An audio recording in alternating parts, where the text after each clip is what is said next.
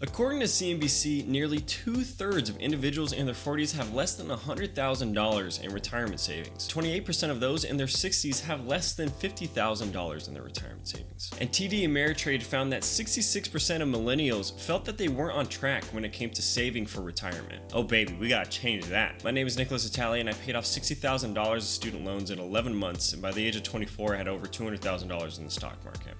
Let's talk. So what is a Roth IRA? Before I explain what a Roth IRA is, it's important for me to explain what capital gains and what capital gains tax is. So capital is an asset that you have. For example, a stock could be considered capital. Gains are when the value of your asset increases. Your stock goes up. Capital gains tax is when your capital or your asset increases in value, you sell it so you can get a hold of that sweet profit, and then the government's like, hey, we want a piece of that sweet profit too, and then they tax you on the gains, on the profit. Let's use some real numbers. You know me, I'm a man of practicality. Let's see what we're working with here. If you bought a stock for $1,000 and it went up $500, the government would tax you on that 500 bones. If the capital gains tax was 20%, the government would get $100 out of that $500 profit that you had, and you get to keep $400 and have it sit in your pocket. All in all, it pretty much means if you make money, the government wants some of that money too, but only of the profit, not the whole thing. If your money makes some money, you owe some money. Another important note that I'm going to re-emphasize here is that you pay the capital gains tax when you sell your asset. So just because your stock is going up in price, you're not going to pay capital gains tax on it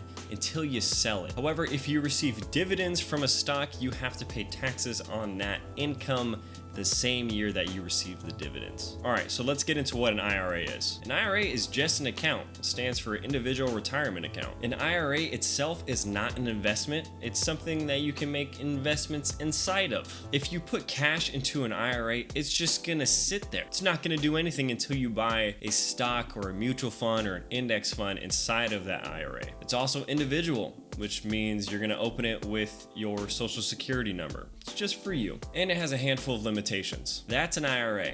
A Roth IRA is a type of retirement account poured with some special sauce on top. Things you need to know about Roth IRAs. You cannot contribute more than $6,000 a year unless you are 50 years of age or older, then you can do $7,000 a year. You can't withdraw your money from this account until you're 59 and a half. If you become a super baller, there are ways to get this money, but the government rule is you can't get it until you're 59 and a half. You can't contribute to a Roth IRA at all unless you make less than $125,000 as a single or less than $198,000 as a couple. These numbers fluctuate by year, and I got the most recent ones from irs.gov.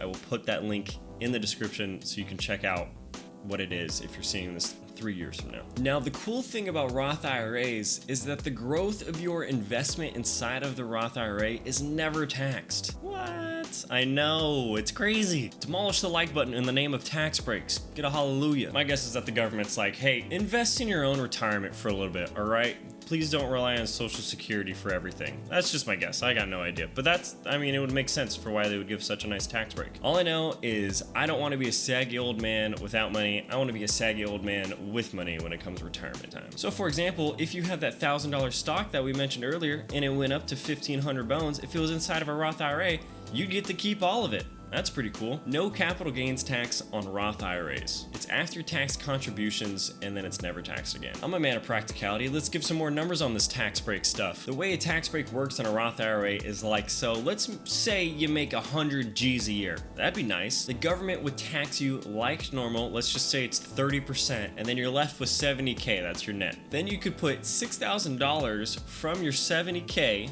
of your net into a Roth IRA, and it would grow, and when you take it out, you wouldn't have to pay taxes on any of the growth. That's the Roth IRA in a nutshell. If this video answers the question, what is a Roth IRA, please hit the like button and subscribe for more personal finance insights, baby. Comment what you're cooking up inside of your Roth IRA, and if you're invested in anything and not just letting your cash sit there in that account. Have a wonderful day, and I will see you in the next one.